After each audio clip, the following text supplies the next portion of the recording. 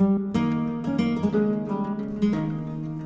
the 16th century, a man with a gold-hooped earring and a little goatee picked up a quill and wrote some of the finest sonnets the world has ever seen. 500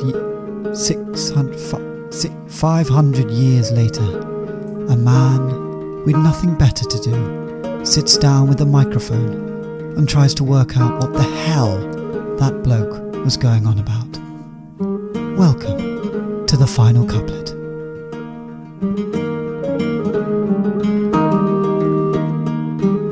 Hello, and welcome back to the final couplet with me, Theo Cowan. It's Sonnet 35, another milestone. We've made it.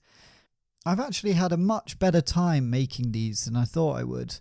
I actually thought it would be a bit of a slog, and I didn't know if I'd make it to Sonnet 35, to be quite honest, even though I did set out with the intention to read and try and dissect all of Shakespeare's sonnets. But they've been much more interesting than I thought they were going to be. So thank you for joining me on this crazy ride I like to call Shakespeare Express. And if you're just joining for the first time, hop on board. Your ticket's free, and I guarantee some good times.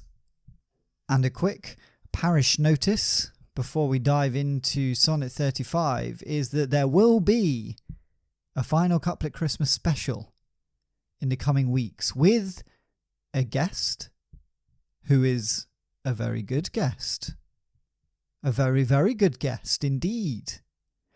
And we will be looking at a day in the life of Shakespeare around Christmas, maybe a few carols, maybe a few references to Christmas in some of Shakespeare's work. So it won't be a standard episode, it'll be a Christmas special.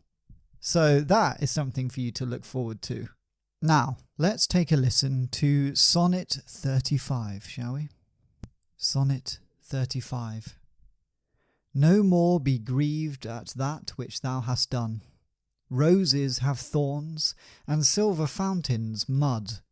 Clouds and eclipses stain both moon and sun, and loathsome canker lives in sweetest bud. All men make faults, and even I in this, Authórizing thy trespass with compare. Myself corrupting, salving thy amiss, excusing these sins more than these sins are. For to thy sensual fault I bring incense. Thy adverse party is thy advocate, and gainst myself a lawful plea commence. Such civil war is in my love and hate, that I an accessory needs must be to that sweet thief which sourly robs from me. Well, it seems like we are in the section of Shakespeare's sonnets in which he is talking about his toxic relationship again. So the previous two sonnets we've heard from Shakespeare mentioning this sort of love-hate relationship that he's in with the recipient of the poems, and this one really is no different. He's sort of comparing the lover to a rose and a thorn, sort of the beauty and the evil and pain. There's a lot of that going on in this. I'm liking this series of poems. I mean, he's come on such a long way, hasn't he, Shakespeare? I feel like the first 18 sonnets where he was talking about making someone have a child were just not great, were they? Let's be honest. If anyone thinks that the first 18 are the best set of sonnets, then you've lost your bloody mind. But look at him now. He's really blossomed. He's talking about his relationship and his feelings. What a progression from Shakespeare. I'm proud of him. Right, let's dive into this and try and work out what it means line by line. No more be grieved at that which thou hast done. That's pretty straightforward. Don't be upset about what you've done. Now, of course, we don't know what he's done, but I imagine it's bad. I mean, imagine it's a load of things, you know, just all the bad things that he's done. You know, maybe he's cheated. Maybe he's cheated on Shakespeare, this recipient of the poem. Maybe he's forgot to make him a cup of tea in the morning. That's annoying. Could be a whole host of things. Roses have thorns and silver fountains, mud. So now he's going into this series of things where he describes something nice and then says, but they've got a sort of shitty underside, you know. So beautiful roses, yeah, when we look at them, lovely roses, smell great, look great, but they've got thorns, painful. So don't take them for granted. They're not just beautiful. They actually can cause pain. Same with fountains, lovely glistening fountains. What's at the bottom of them? Mud, horrible, gross, stinky mud. Clouds and eclipses stain both moon and sun. Now, he's talked about clouds in the previous two sonnets, about how they cover the sun. He sort of described the recipient of the poem as a cloud in many ways, sort of covering up the sunshine, but not constantly. So the sun is out and it's nice and lovely, and then it just gets obscured by the cloud for a bit, and then the cloud goes and the sun's back. So it's sort of, we've talked about this in previous podcasts, but it's the sort of almost bipolar nature of the recipient of the poems. Seems to have a very up and down nature to him.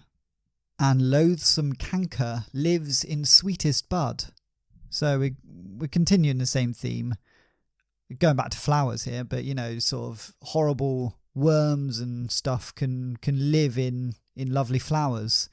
So they might look nice, and then you look a bit closer and it's not so nice. So, and that's similar to the relationship that Shakespeare finds himself in.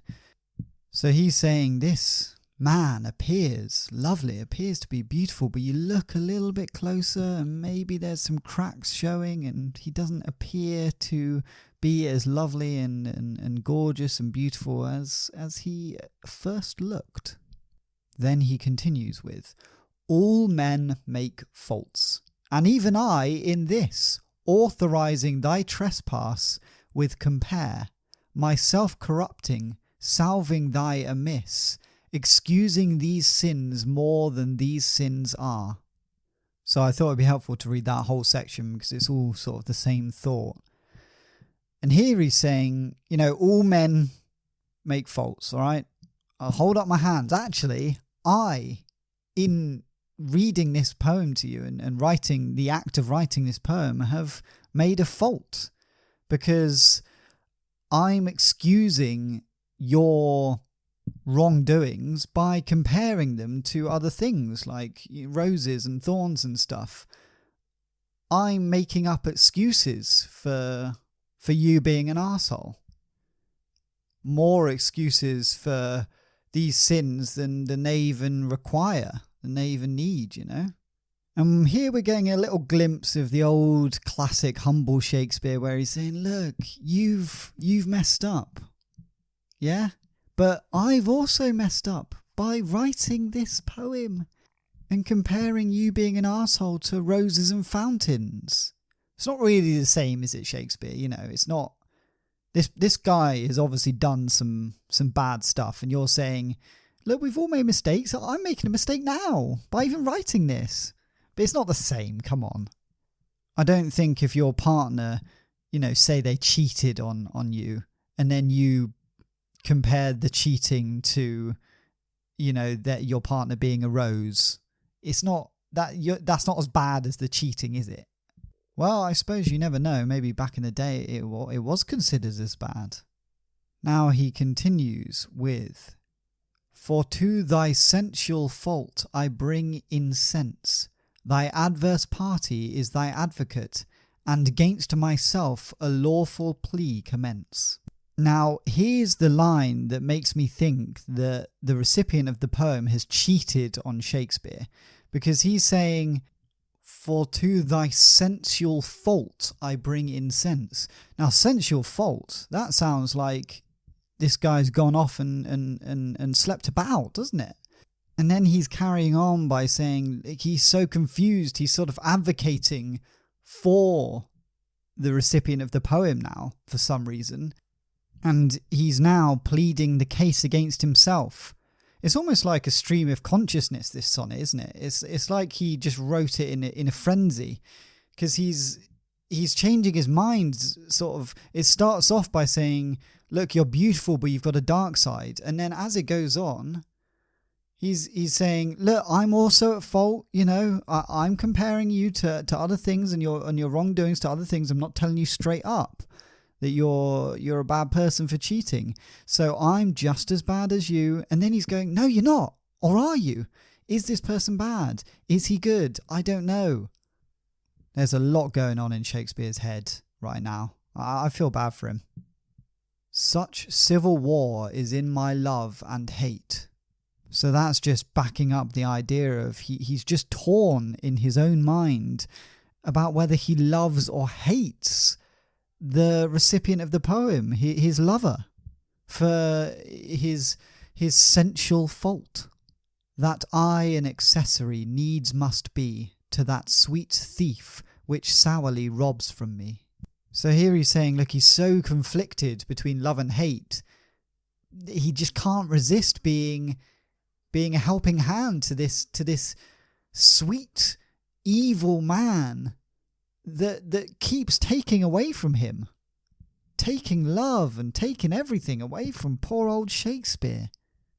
I really like this one. I think it's pretty raw, but I feel bad for Shakespeare. He's clearly so in love with this man, and it feels very timeless. It's that situation where they've done something wrong, you know, they've cheated on him. I mean, we don't know the full story. Maybe Shakespeare did it first, not for me to say. But, you know, this guy's gone off and cheated on Shakespeare, but Shakespeare loves him so much that he's torn between hating and loving him still. And he doesn't know whether to break up with him, maybe, or keep going and try and work through it. It's a classic relationship conundrum.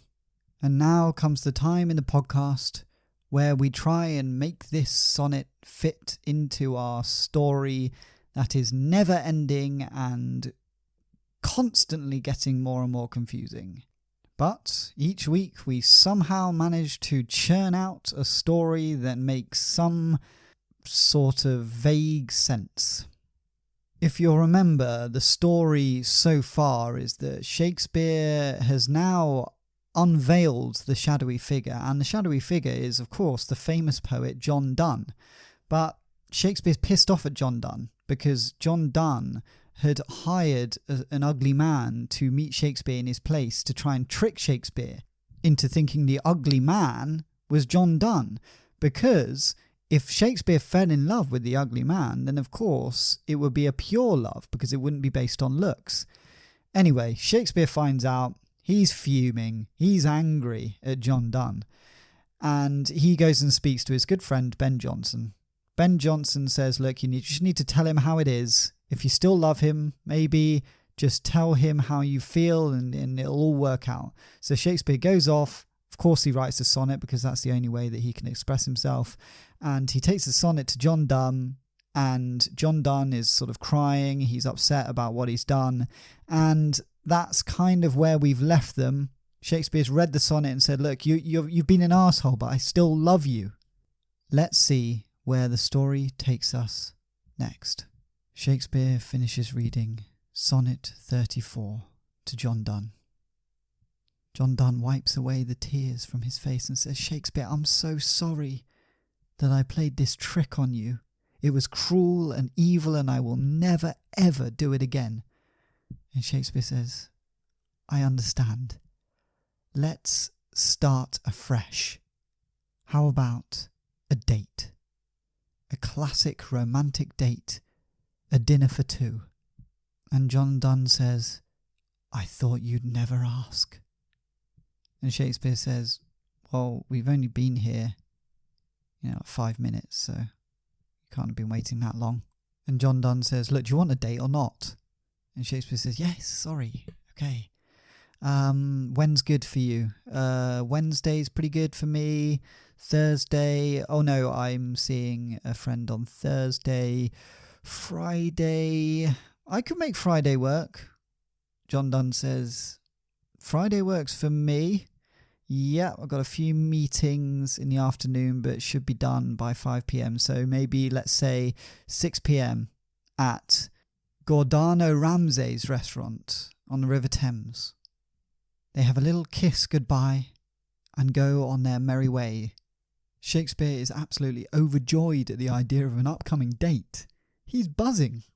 But then he suddenly starts to get scared, and as the days roll by and Friday comes around, he thinks, oh God, I can't do this on my own. I haven't been on a date for ages. Okay. Breathe, Shakespeare. How can I make this a less stressful experience? And he thinks for a moment. And then, a candle moment. Of course, light bulbs weren't invented then, so if you had an epiphany, it was called a candle moment. And he thought, I'm going to get my good friend Ben Jonson to station himself in the toilets of Gordano Ramsay's restaurant. If I need any advice or anything, I'll just pop into the toilets and, say to John Donne, I need the toilet, and then go into the toilet and get some good advice from the wise Ben Jonson. So he pops round to Ben Jonson's house and tells Ben Jonson the plan. Ben Jonson says, oh, I've got quite a lot going on tonight, actually, Shakespeare. It's quite short notice. And Shakespeare said, no, you don't. What have you got on? Ben Jonson said, well, I actually had a date of my own lined up. And Shakespeare says, well, it'll have to wait. Tell them it'll have to wait. This is more important. It's me, William Shakespeare. And Ben Jonson says, fine, I'll do it. So the evening came around.